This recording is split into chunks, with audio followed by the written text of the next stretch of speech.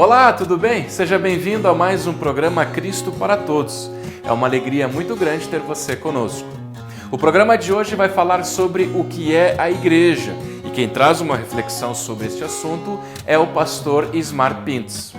Nós temos também uma mensagem para você de pastor para ovelha, uma mensagem muito bonita e edificante com o pastor Reinaldo Lidig. No programa Estúdio L, nós conversamos com o pastor Rafael Watt, que trabalha com surdos e também com o louvor e a música dentro da linguagem brasileira de sinais. Não sai daí, porque a gente quer ser uma boa companhia para você.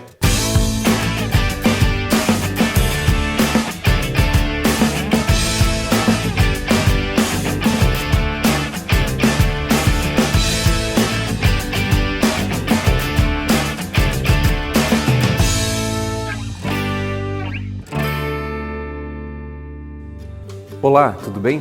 Bem-vindos ao programa Fundamentos da Igreja Luterana.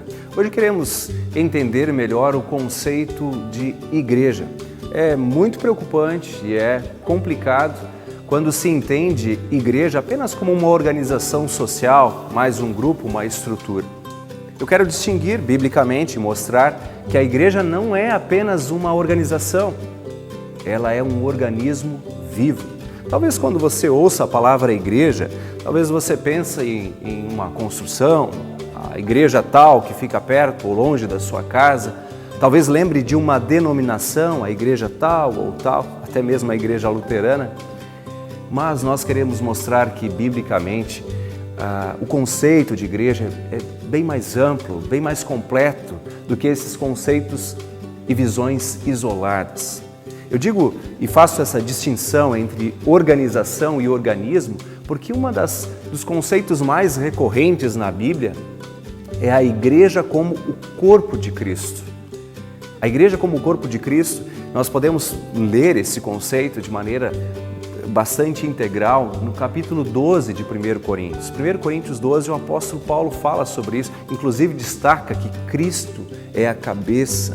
Por isso os pertencentes da igreja são chamados de membros nesse organismo vivo. Mas há outras situações em que nós podemos falar da igreja neste sentido. Por exemplo, quando Jesus fala dele como o bom pastor e das pessoas como um rebanho, como uma ovelha, como ovelhas que seguem a sua voz. Aí de novo eu sempre gosto de me referir à palavra, ao Logos, seguem a palavra de Deus. Isso está em João 10, esta figura, esta lembrança. É interessante também quando nós pensamos em igreja como uma construção, talvez uma torre, uma cruz. Também tinha o templo, no tempo de Jesus. Assim nós lembramos que o apóstolo Pedro, lá em 1 Pedro capítulo 2, ele coloca assim que a igreja é um edifício vivo e que as pessoas que creem em Jesus são pedras vivas, ligadas, conectadas umas com as outras. Sob o fundamento do ensino dos apóstolos e sob a pedra angular que é Jesus Cristo, nosso Senhor. Ainda no sentido da igreja como um organismo vivo, é interessante pensar no texto que está em João capítulo 15. Lá Jesus conta a história da parreira de uvas ou a parábola da videira. Jesus diz, eu sou a videira, vocês são os ramos. Eu sou o tronco, vocês são os ramos. De novo, esses ramos estão ligados, conectados uns com os outros, reunidos uns com os outros. Eu quero citar também aqui aquele texto em que Jesus promete a sua presença, é Mateus 18, 20. Aquele texto talvez você já tenha ouvido ou lido. Jesus promete assim, onde 2 ou 3 estão reunidos em meu nome, ali estou eu no meio deles. Claro que esse texto Jesus está prometendo sua presença, mas pense, ele também mostra a importância de reunir-se, de estar junto. Ele fala em 2 ou 3 ou mais. Didaticamente, naqueles conceitos que eu apresentei antes, o apóstolo Paulo faz isso em 1 Coríntios 12, quando fala do corpo, ele diz, não pode o olho agora dizer assim, porque eu não sou mão, eu não sou mais do corpo. Imagina uma parte do corpo querer viver isolada, sozinha, um órgão sozinho, ele apodrece, ele acaba sendo destruído. De maneira bem didática, Jesus também fala sobre isso em João 15, na parábola da videira que eu citei antes, né? Ele diz, olha, um ramo cortado, sozinho, ele seca, ele é levado pelo vento, ele é destruído. Assim, Jesus mostra a importância de estarmos ligados num organismo vivo, que é a igreja cristã. Às vezes as pessoas dizem assim, olha, eu faço minhas orações em casa, eu vivo minha fé. Cuidado! Até no ponto de vista do maior dom, que é o dom do amor, o apóstolo João diz, né, se nós não podemos dizer assim que amamos a Deus, a quem não vemos, se não amamos as pessoas, a quem vemos. Está em 1 João, capítulo 4, versículo 20. Assim nós entendemos a igreja como esse corpo vivo, esse organismo vivo. Deixa eu colocar alguns outros conceitos, até dentro daquela nossa confissão de fé, o credo apostólico, quando se diz, creio na Santa Igreja Cristã, a comunhão dos santos. Nesse sentido de conceito da igreja do ponto de vista bíblico, dá para dizer que a igreja é invisível, no sentido de que só pertencem a ela aqueles que verdadeiramente creem em Jesus. E somente Jesus enxerga e percebe a fé, ainda que a fé se torne visível por meio dos frutos. A igreja, nesse sentido, ela é una, é a igreja. Ela é a igreja como a totalidade dos cristãos que vivem em todas as partes do mundo, uma só igreja. Assim também lembramos que a igreja é santa, a comunhão dos santos, não no sentido típico da palavra usada em português, mas santo em si é purificado. Portanto, aqueles que creem em Jesus são perdoados, purificados. Ainda podemos dizer que a igreja é imperecível, por mais que ela seja perseguida. Mateus capítulo 16, lá diz que nem as portas do inferno prevalecerão sobre ela, porque o Senhor Jesus a tem na palma de sua mão. Eu quero concluir desejando que eu e você sejamos cristãos pertencentes a esta igreja militante nesse mundo, especialmente nesta igreja triunfante lá no céu, esse corpo vivo, esse organismo vivo que vive para a glória de Deus, o nosso Pai. Que assim seja contigo e comigo, hoje e sempre. Até a próxima. Olá, seja bem-vindo ao programa Estúdio L. No Estúdio L queremos sempre falar sobre música, sobre louvor, sobre adoração. Do contemporâneo ao erudito, do clássico ao popular. E hoje nós estamos aqui com o reverendo Rafael Ott, ele que é pastor da Igreja Luterana e também trabalha com Libras, a língua brasileira de sinais. Pastor Rafael, seja bem-vindo mais uma vez.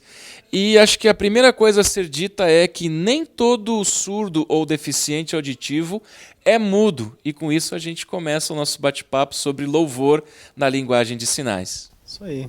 Bom dia, obrigado pelo convite. Realmente, a expressão surdo-mudo é uma expressão até ofensiva no meio dos surdos, na comunidade surda, porque o surdo ele tem o seu aparelho fonético completo, perfeito. Ele utiliza esse aparelho fonético, inclusive, né? Ele emite sons. Né? A questão de ser surdo não significa que a pessoa ela é muda. Né? Ele consegue, sim, expressar sons, né? E muitas vezes, até dependendo do grau de surdez da pessoa e do trabalho que é feito com essa pessoa desde pequena, um surdo desde pequeno, ele consegue também, né, leitura labial e expressão também de palavras totalmente compreensíveis. Né? Então, essa ideia surdo-mudo é uma ideia já realmente ultrapassada e a gente, às vezes, percebe que ainda se fala muito, lá está o surdo-mudo, lá o mudinho. Né? E realmente não, é uma coisa que tem que ser, com o tempo e com muita paciência e com muita educação, algo que tem que ser transmitido para as pessoas de que o surdo ele não é mudo. E é legal, avançando na nossa temática, a própria inclusão das pessoas surdas. Você que está assistindo o programa está vendo aqui embaixo na nossa tela a Raquel, a nossa tradutora, está traduzindo, ela que sempre traduz o nosso programa. E, pastor, eu acredito que, como é um outro idioma, existe todo um outro arcabouço, toda uma outra concepção de regras, de gramática, enfim. Explica um pouquinho para nós como é que é essa linguagem e a questão do louvor, da adoração, da musicalidade aplicada à língua de sinais e à pessoa com deficiência auditiva, pastor. Bem, a Libras, a Língua Brasileira de Sinais, desde o dia 24 de abril de 2002, ela é legalmente a segunda língua oficial do Brasil. Desde 24 de abril de 2002. Isso são 13 anos já. Somos um país bilíngue. Somos um país bilíngue conforme a lei brasileira. Legal. Temos o português e a língua brasileira de sinais como as duas línguas oficiais do Brasil. E por questão de lei, então, isso é uma coisa que é recente, vamos pensar assim, mas com o passar do tempo, cada vez mais a própria comunidade surda se organizando, cada vez mais essa questão, a presença da língua de sinais vai se tornar cada vez algo mais presente, né? Dentro de empresas, dentro dos meios de comunicação, como já acontece, né? Então, cada vez mais teremos a língua brasileira de sinais. É uma língua muito importante. Ela tem uma estrutura totalmente diferente do português, né? A Libras não é... Quando a gente sinaliza, a gente tem que ter muito cuidado. Vai sinalizar uma música, por exemplo, dentro de um culto, né? Nós temos que ter muito cuidado para não fazer um português sinalizado. O português sinalizado não significa que a mensagem vai chegar, porque a estrutura da língua brasileira de sinais é diferente da estrutura do português. Mais ou menos assim, pensa-se diferente quando vai fazer a sinalização do que pensa-se quando vai botar no papel ou falar, seria mais ou menos isso? A mensagem, quando o intérprete ele está ali traduzindo alguma coisa, ele não vai fazer a tradução literal, né? Por exemplo, a minha casa é na rua... Não. Isso aí tu está traduzindo, sinalizando o português, né? O intérprete, a pessoa está dizendo, a minha casa fica na rua tal, número tal. O intérprete vai traduzir, ó. Ele vai resumir ou vai mudar a estrutura, não vai ter tanta presença da preposição, né, e de questões que são necessárias no português para se tornar algo, né, claro, a mensagem ficar clara. Língua de Libras tem uma outra estrutura, não necessita tanto do uso de preposições, né, preposição de posse, é apontado, é dele, né, entendeu? Não precisa sinalizar a palavra, é sinalizado o sinal.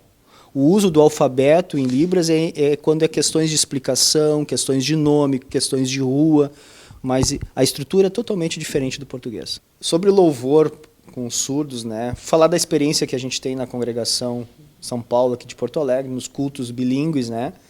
Em Libras e português.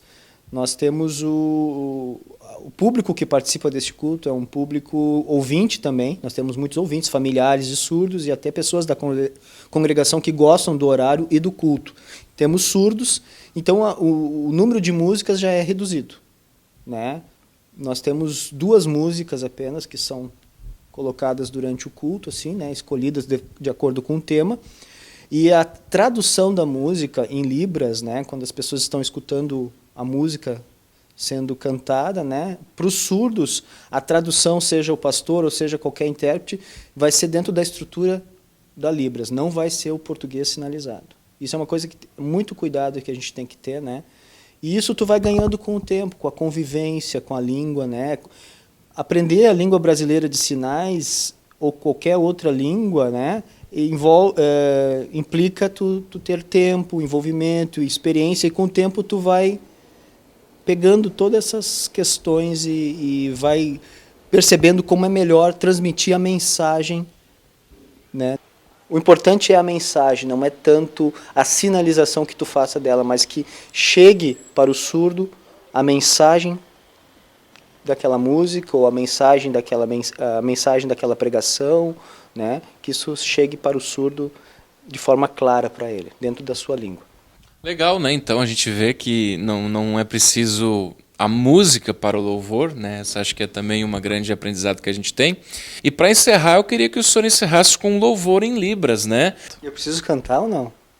O senhor é que decide. Não, depois eu vou tentar cantar junto, né? Vou usar a música Jesus é Aliança. Pode ser? Então tá. Jesus é a aliança entre você e Deus. Jesus é a aliança entre você e eu. Hoje Ele te chama para restaurar, hoje Ele te chama para renovar, hoje Ele te chama para reviver e amar. Hoje Ele te chama para restaurar, hoje Ele te chama para renovar, hoje Ele te chama para reviver e amar. Olá!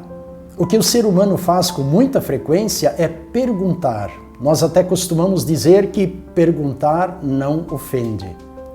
E há perguntas muito inocentes, mas também há perguntas bem comprometedoras. Há perguntas despretensiosas, mas também há perguntas que nos questionam sobre o nosso jeito de viver e sobre o nosso futuro. Há perguntas que nós gostamos de fazer, mas também há perguntas que nós preferíamos nunca precisar fazer. Como, por exemplo, doutor, a minha doença é grave? Hoje eu quero colocar diante de você a seguinte pergunta. Se todos agissem como você, o mundo seria melhor? E a partir dessa pergunta quero colocar outras perguntas.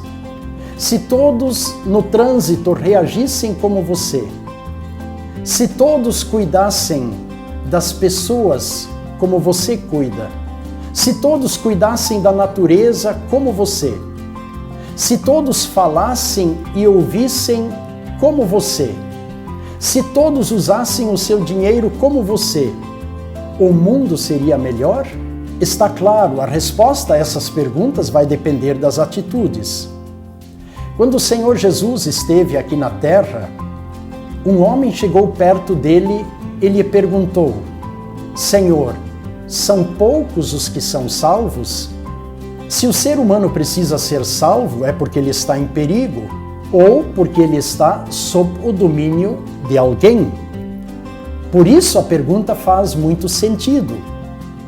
E também pelo seguinte, porque desde que os primeiros pais, Adão e Eva, desobedeceram o mandamento de Deus, o pecado entrou no mundo e entrou na vida humana.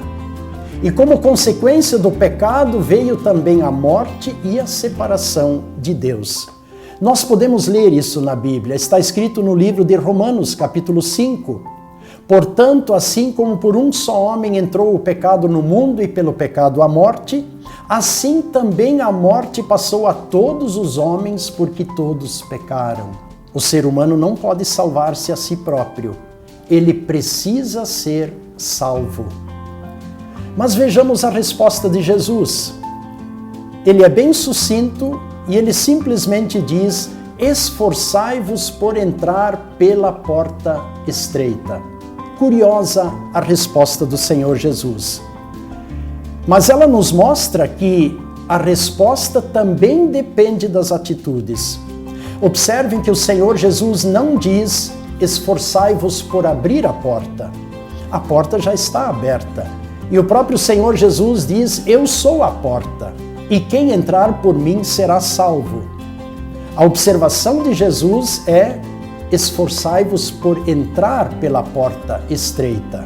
E que atitudes você precisa tomar para entrar pela porta estreita?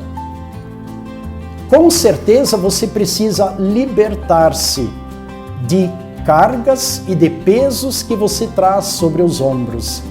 Quem traz grandes volumes sobre seus ombros não consegue entrar por uma porta estreita. Ele precisa se desfazer de todo o peso.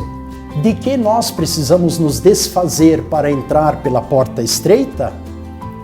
No livro de Hebreus, capítulo 12, está escrito: deixemos de lado tudo que nos atrapalha e o pecado que se agarra firmemente em nós, e corramos com perseverança a carreira que nos está proposta, olhando firmemente para Jesus, o autor e o consumador da fé.